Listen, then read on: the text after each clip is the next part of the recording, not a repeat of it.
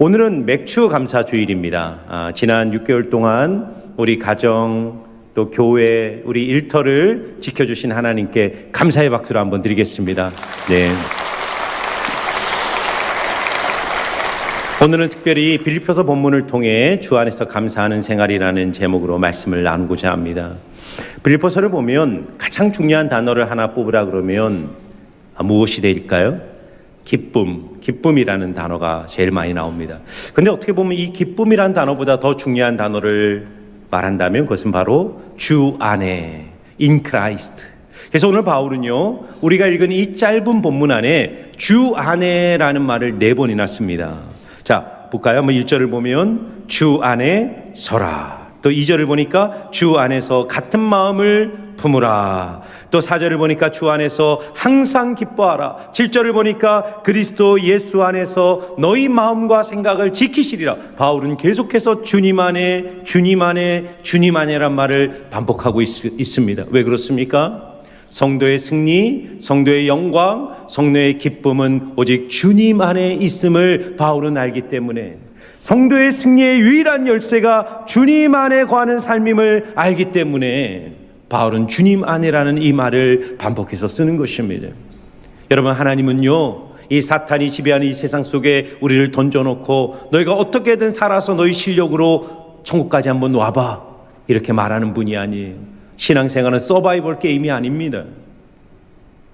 온 하늘과 땅의 권세를 가지신 부활하신 주님께서 우리가 살아가는 이 삶의 자리에 찾아오셔서 우리와 동행하시며 이 땅에서 하나님의 나라를 누리도록 우리와 동행하시는 살아계신 하나님인 줄 믿습니다. 그 하나님의 나라를 누리는 성도의 삶에 나타나는 가장 중요한 특징이 뭐냐면 감사예요. 감사. 그래서 오늘 우리가 읽은 본문을 보면 주님 안에 거하는 성도가 누리게 되는 3가지 감사의 열매에 대해서 소개하고 있어요. 오늘 그것을 여러분과 나누고자 합니다. 첫 번째 4절인데요, 바로 기쁨이에요. 같이 함께 읽겠습니다. 시작. 주 안에서 항상 기뻐하라. 내가 다시 말하노니 기뻐하라. 두 번째 감사의 열매는 관용입니다. 5절입니다. 같이 읽습니다. 너희 관용을 모든 사람에게 알게 하라. 주께서 가까우시니라.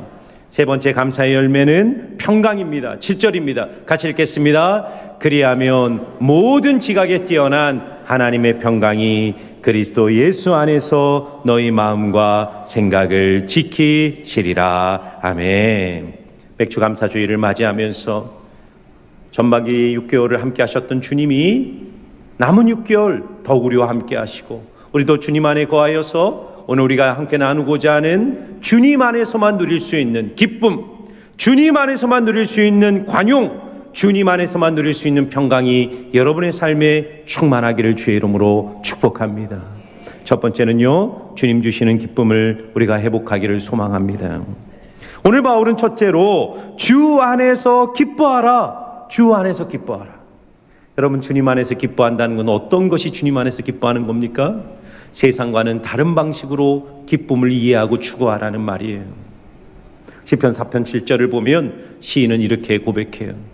주께서 내 마음에 두신 기쁨은 그들의 곡식과 새 포도주가 풍성할 때보다 더하나이다. 바울은 두 종류의 기쁨을 비교하고 있어요. 하나는 주님이 내 안에 주신 기쁨, 내 안으로부터, 내 존재로부터, 내 중심으로부터 영원히 마르지 않는 샘처럼 흘러나오는 기쁨. 또 하나는 세상 사람들이 곡식과 포도주가 풍성할 때 누리는 기쁨. 이 두 가지 기쁨을 비교하는 거예요. 여러분, 곡식과 새 포도주가 풍성할 때 누리는 기쁨은 어떤 기쁨입니까? 환경과 조건이 주는 기쁨입니다. 성도가 진짜 감사하는 생활을 누리는 비결은 세상 사람들이 생각하는 기쁨의 방식을 뛰어넘어야 됩니다. 많은 사람들은 내 인생의 조건, 내 환경이 내 인생의 행복과 기쁨을 결정한다고 생각해요. 그래서 만일 여러분들 중에 나는 내 환경 때문에 나는 기뻐할 수 없어, 나는 누구 때문에 기뻐할 수 없어, 나는 무엇 때문에 기뻐할 수 없어, 이렇게 불평하고 이렇게 생각한다면 나는 아직 주님 안에서 누리는 기쁨을 모르고 있는 것입니다. 주 안에서 기뻐하라는 말은 기쁨을 기다리지 말고 기쁨을 쟁취하라는 뜻이에요. 환경이 변할 때까지, 내가 원하는 조건이 만들어질 때까지 기쁨을 기다리면서 그렇게 살지 말고 주님 안에 있는 그 기쁨을 지금 이 순간 누리고 쟁취하라는 거예요. 여러분, 우리가 이 세상적인 생각으로 기쁨을 추구하면 절대로 참된 기쁨 누리지 못합니다. 왜냐하면 내가 생각하는 그 완벽한 삶의 조건과 환경이라는 것은 우리 인생에 찾아오지 않습니다. 혹시나 찾아왔다고 해도 그 환경이 주는 기쁨은 일시적일 뿐이기 때문이에요. 그럼 우리는 어떻게 주님이 기뻐하시는 방식으로 기쁨을 쟁취하며 살 수 있을까요? 잘 들어보세요. 기쁨 자체를 목적으로 인생을 살지 말고 주님을 목적으로 인생을 삼고 살아야 해요. 주님이 인생의 목적을 삼을 때 세상은 행복을 위해 살아가요. 행복을 쫓아 살아갑니다. 기쁨을 준다고 생각하면 그걸 쫓아가요. 기쁨 그 자체가 인생의 목적으로 살아갑니다. 그러나 인생의 참된 기쁨, 행복은 내가 바른 것을 구할 때 주어지는 보너스와 같은 거예요. 사도 바울이 빌립보서 3장에서 이런 고백을 해요. 내게 유익하던 모든 것을 내가 배설물로 여기고 그리스도 예수께 잡힌바된 것을 잡으려고 표대를 향하여 내가 달려가노라, 이렇게 말해요. 여러분, 바울이요 다메섹 도상에서 부활하신 주님을 만나면서 인생의 큰 깨달음을 하나 얻게 되는데, 바울은 예수님을 만나기 전까지 세상적 가치 안에서 기쁨을 찾았던 사람이에요. 학력, 가문, 혈통, 율법, 자기의, 성취, 이런 것들 안에서 기쁨을 쫓아 살았던 인생이었습니다. 그래서 다메섹 도상에 있는 그 예수 믿는 사람들 잡아 죽이려고 자기의 기쁨을 얻고자, 종교적 의의를 추구하고자 그렇게 달려가던 인생이었단 말이에요. 그런데 그 다메섹 도상에서 부활의 주님을 만나면서 깨닫게 됩니다. 인생의 진짜 기쁨은 그리스도 안에 있구나, 주님 안에 있구나. 여러분, 어느 한 나라의 임금이 큰 병에 걸려 위독하게 되었어요. 나라의 유명한 의사들 다 와서 고쳐봤지만 고칠 수 없었습니다. 좋은 약 먹어봤지만 소용이 없었어요. 임금이 신에게 기도합니다. 신이시여, 저를 고쳐주옵소서. 그러던 어느 날 신이 이 임금에게 음성을 들려주는 거예요. 내가 너를 고쳐주겠다. 너가 이 병으로부터 고쳐줄 수 있는 방법은 이 나라에서 가장 행복한 사람을 찾아 그 행복한 사람의 속옷을 입어라. 이런 처방을 준 거예요. 임금이 그 이야기를 듣고요, 신하들을 전국 방방곡곡에 보냈습니다. 신하들이요, 제일 행복한 사람이 누굴지를 찾아다녔지만 좀 행복한 사람은 있는 것 같은데 제일 행복한 사람이 누군지 알 수가 없는 거예요. 찾을 수가 없는 겁니다. 조금씩은 다 불행해 보였어요. 그렇게 낙심한 채 왕궁으로 돌아오는데 그 길가 조그만 허름한 그 초가집에서 행복한 기도 소리가 들리는 거예요. 하나님, 오늘 하루는 최고로 행복한 하루였습니다. 저는 세상에서 제일 행복한 사람입니다. 하나님 감사합니다. 이 기도 소리를 듣고요, 이 신하들이 들어가가지고 금은보화를 대가를 주면서 그 속옷을 사려고 했는데 속옷을 살 수가 없는 겁니다. 너무 가난해서 속옷을 입고 있지 않는 겁니다. 여러분, 왜 신이 이 임금에게 이런 처방을 줬다고 생각하세요? 이 임금의 병은 욕심 때문이었어요. 물질적 가치, 세상적 욕망을 성취하는 것이 행복이라고 생각하니까 그 존재가 분열되고 깨지고 피곤하면서 병이 들었기 때문이에요. 신이 임금에게 주는 깨달음은 뭐죠? 인생의 참된 기쁨은 너의 존재 밖에 있는 게 아니야. 여러분, 우리가 예수 그리스도를 만나고 그분 안에 거할 때 주님만이 주실 수 있는 영원한 행복을 누리게 될 줄 믿습니다. 두 번째는요, 관계에 막힘이 없어야 해요. 관계에 막힘이 없어야 됩니다. 자, 오늘 1절 말씀인데요, 우리 같이 한번 읽어보겠습니다. 같이 읽습니다. 시작. 그러므로 나의 사랑하고 사모하는 형제들, 나의 기쁨이요 멸류가 아닌 사랑하는 자들아, 이와 같이 주 안에 서라. 아멘. 바울은 주 안에 서라 이렇게 말합니다. 주 안에 서라. 이게요 전투적 용어, 헬라어 용어를 보면 전투적 용어입니다. 주 안에 서라. 적군이 막 밀려드는데 두려워하지 말고 물러서지 말고 굳게 서서 전선을 지켜내라는 겁니다. 그런데 혼자의 힘으로 전선을 지키는 것이 아니라 동지들과 스크럼을 짜서 함께 힘을 모아 그 자리를 지켜내는 싸움을 하라는 거예요. 그러면 어떤 공격, 어떤 적군이 몰려와도 이겨낼 수 있다라고 바울은 권면하는 거예요. 바울은 바로 이 문제를 다루는 겁니다. 오늘 2절에 주 안에 함께 서라, 주 안에 서라 말한 후에 2절에 바울은 이렇게 말해요. 내가 요도아를 권하고 순두개를 권하노니 주 안에서 같은 마음을 품으라. 여러분, 요도아와 순두개는 빌립보 교회를 이끌었던 두 여성 지도자였어요. 그런데 바울이 이 두 여성 지도자인 요도아와 순두개에게 주 안에서 같은 마음을 품으라. 왜 이런 말을 할까요? 그것은 이 두 여성 지도자들이 서로 반목하고 서로 갈등하고 마음이 나누어져 있었기 때문입니다. 여러분, 빌립보서는요 회람서신이라 그럽니다. 이거는 개인에게 보낸 편지가 아니라 빌립보라는 교회에게 공개된 편지, 모두가 읽을 수 있는 편지예요. 그리고 이 편지가 성경이 되어서 천년의 역사를 지나오면서 수십억 사람이, 그리스도인들이 이 편지를 읽으면서 그 빌립보 교회에서 반목했던 두 여성 요디아와 순두개의 이름을 늘 읽게 되는 겁니다. 바울이 왜 굳이 여기에 이 두 여성의 이름을 넣고 있습니까? 공동체 안에 있는 사소한 리더십의 갈등이 교회의 존립을 좌우하는 절대적 문제라는 것을 잊지 말라는 것을 강조하는 거예요. 그러면서 바울은 5절에 해법을 제시합니다. 너희 관용을 모든 사람에게 알게 하라. 주께서 가까우시니라. 여러분, 관용이 뭔가요? 헬라 원어를 보면 관용은 정의보다 더 나은 무엇이라고 개념이 정리되어 있어요. 정의보다 더 나은 무엇. 관용이 정의보다 중요하다는 거예요. 무슨 말이냐면 그리스도인은 가정이든 교회이든 삶의 자리 어디에 있든지 정의를 앞세우기 전에 먼저 관용을 보여주는 사람이 되어야 된다는 거예요. 그 말은 정의를 포기하라는 말이 아니에요. 옳고 그름이 중요하지 않다는 말이 아닙니다. 정의를 세우되 관용의 방식으로 정의를 세워야 한다는 거예요. 어렸을 때요, 제가 저희 아버님이 개척하신 교회 앞에 조그만 공터가 있었는데 친구들과 막 공놀이를 하다가 제가 있는 힘을 다해 공을 꽉 찼는데 그 공이 날아가서 옆집 유리창을 깨버렸어요. 그 집 안에 공이 들어갔어요. 벌벌벌 떨면서 기다리고 있는데 그 주인집 아저씨가 공을 가슴에 안고 밖으로 나오셨어요. 누가 공을 찾니?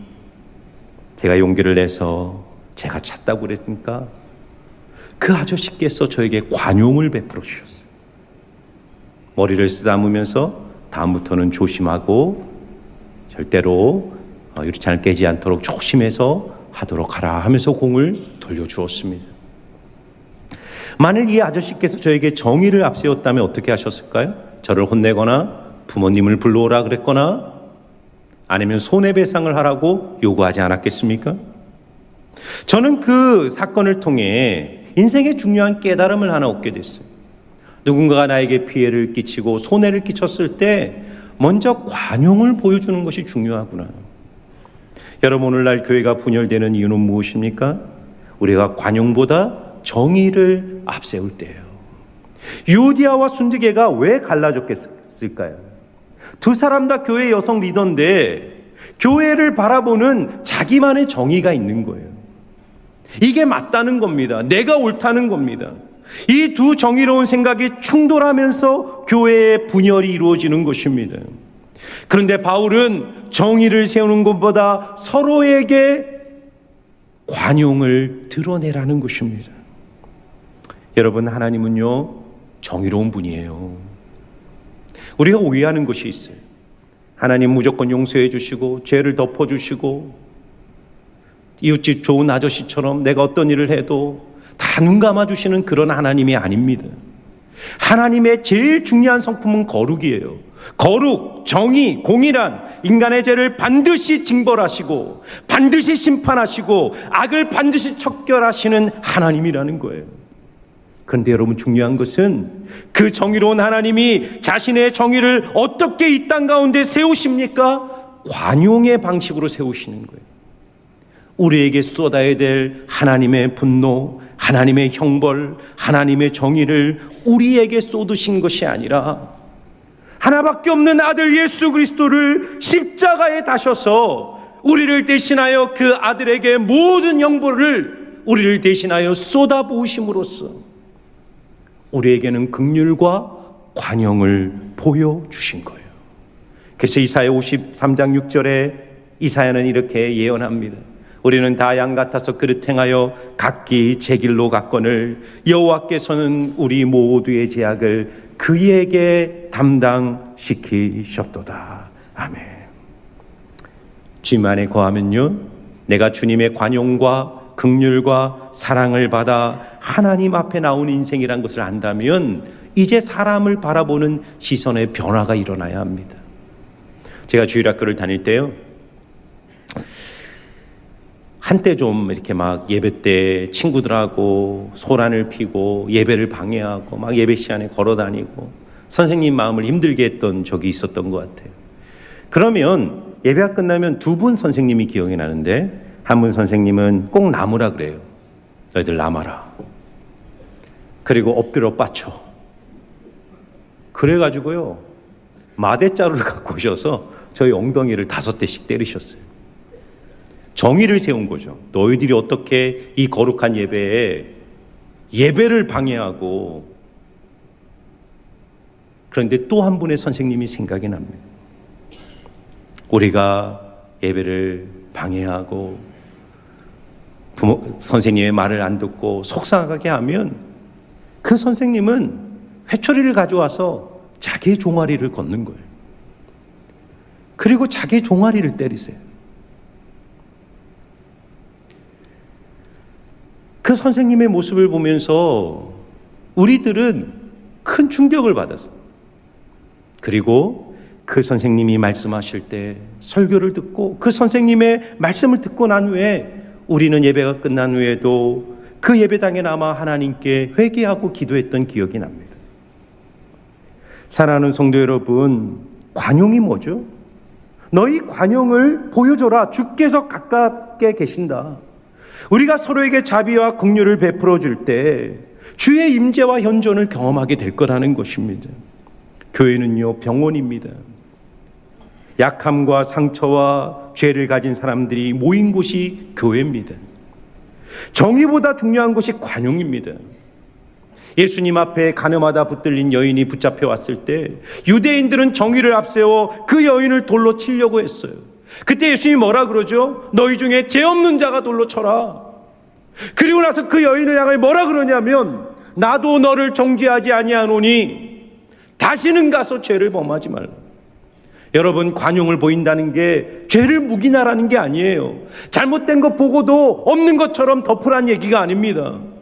예수님이 어떻게 하셨다고요? 나도 너를 정죄하지 않는다. 그리고 끝났나요? 아니죠. 다시는 가서 그 죄를 범하지 말라. 주님이 정의롭게 그 여인의 죄의 문제를 다루시는데 돌을 쳐서 다루는 것이 아니라 그 여인을 안아주시고 그 여인을 수용해 주시고 그 여인을 만져주면서 너의 아픔, 너의 상처, 너의 연약함을 내가 짊어지고 너가 그 죄를 이길 수 있도록 내가 너를 붙들어 줄 거라고 말씀하시는 거예요. 그러므로 사랑하는 성도 여러분, 교회든 가정이든 직장이든 부족하고 연약한 인생들이 보일 때 정의를 말하기 전에 여러분의 관용을 먼저 나타내시기를 주의 이름으로 축원합니다. 저 사람의 연약함, 저 사람의 죄, 저 사람의 부족함을 주님이 나로 하여금 담당하시도록 나의 관용과 섬김으로 그 영혼을 섬기도록 주님께서 내 곁에 붙여주신 것을 알고 옳고 그름을 말하기 전에 겸손함으로 그 영혼의 발을 씻기시는 관용의 사람들 되시기를 주의 이름으로 축원합니다. 마지막으로요, 염려가 아닌 기도로 살아야 합니다. 바울은요, 주 안에 거하면 기쁨과 관용이 회복될 거란 이야기를 하는 거예요. 그리스도 안에 너희가 있으면 세상이 줄 수 없는 기쁨이 회복될 거야. 너희들이 그리스도 안에 있으면 깨어진 관계를 회복시키시는 하나님의 관용이 너희들 안에 흘러넘칠 거야. 그러면서 마지막에 뭘 얘기하냐면 아무것도 염려하지 말고 모든 일에 기도와 간구로 너희 구할 것을 감사함으로 하나님께 아뢰라. 그리하면 모든 지각에 뛰어난 하나님의 평강이 너희 마음과 생각을 지키시리라. 왜 기도를 얘기합니까? 주 안에 거하면 기쁨이 회복되고 관용이 회복되고 우리 인생의 문제가 해결되는데 주님 안에 거하는 유일한 열쇠가 바로 기도이기 때문입니다. 사랑하는 성도 여러분, 지난 6개월 정말 주님 안에 거하며 주님 안에 거하기 위하여 최선을 다해 기도하셨습니까? 남은 6개월은 지난 6개월보다 더 주님 앞에 나가 기도의 승리자들 되시기를 주의 이름으로 축원합니다. 염려하지 말고 근심하지 말고 염려의 모드를 누르고 인생 살지 말고 감사의 모드를 눌러서 주님이 내 인생을 돌보시고 책임져 주심을 믿고 감사함으로 하나님께 여러분의 인생의 문제를 맡기세요. 기도는요, 주님께 맡기는 거예요. 내 뜻을 관철시키는 것이 기도가 아니라 내 인생의 고민, 문제, 모든 것 주님의 두 손에 맡기세요. 그러면 응답이 어떻게 온다고요? 그 문제 내가 해결해 주겠다가 아니라 그 전에 모든 지각에 뛰어난 하나님의 평강이 우리 마음과 생각을 지키게 될 것이다. 인생의 승리는요, 마음과 생각을 지켜내는 싸움이에요. 하나님의 평강이 내 마음을 지키고 내 생각을 지키면 그 사람은 절대로 실패하지 않아요. 어떤 환경, 어떤 도전, 어떤 문제가 올지라도 주의 평강이 그의 인생을 승리케 할 줄 믿습니다. 여러분, 요즘은요, 이 보안업체, 경비업체들이 잘 돼서 경비원을 쓰는 것보다 세컨과 같은 경비업체를 통해 회사라든가 교회라든가 이런 것들을 그 시큐리티를 하고 있어요. 우리 교회도 KT에서 시큐리티 안전 시스템을 쫙 깔아서 밤이 되면 그 KT 보안 회사가 우리 교회를 감시하고 지키고 그 안전을 담당하고 있는 거예요. 그래서 제가요, 퇴근할 때 사무실 그 옆에 설치되어 있는 그 안전장치에 검지손가락 지문을 딱 대면 퇴실하십시오, 경비 시스템이 작동합니다, 이렇게 나와요. 그 순간부터는요, 내가 지키지 않아도 저보다 더 탁월한 모든 직원들이 최고의 실력과 성실함으로 안전 시스템이 돌아가면서 교회를 지켜내는 거예요. 오늘 주님이 기도를 뭐라고 말합니까? 너희가 기도하면, 감사함으로 하나님께 아뢰면 하나님의 평강, 하나님의 돌봄 시스템, 하나님의 안전 시스템이 우리의 인생을 지켜내는 거예요. 퇴실하라 그러잖아요. 손가락 대면 퇴실하라는 거 무슨 말입니까? 이제 염려하지 말고 내가 지킬 때는 떠나라는 거예요. 기도하지 않으면요, 사람들은 자신의 인생의 문제에서 퇴실하지 못합니다. 여전히 삶의 문제, 가정의 문제, 자녀의 문제, 재정의 문제에 퇴실하지 못하고 그 안에서 스트럭을 하면서 신음하면서 인생을 살아갑니다. 그런데 우리가 주님께 간절히 기도하고 하나님의 주권을 믿고 감사함으로 주님께 아뢰면 주님이 뭐라 그럽니까? 퇴실해, 내가 입실한다, 내가 너 인생 지킨다, 염려하지 말고 나를 믿고 담대함으로 평안함으로 인생을 살아가라는 주님의 음성을 듣게 되는 것입니다. 저는 여러분 남은 6개월 여러분이 더욱더 기도로 주님 안에 거하여 세상이 주지 못하는 기쁨, 세상이 주지 못하는 관용, 그 평강을 누리시기를 주의 이름으로 축원합니다.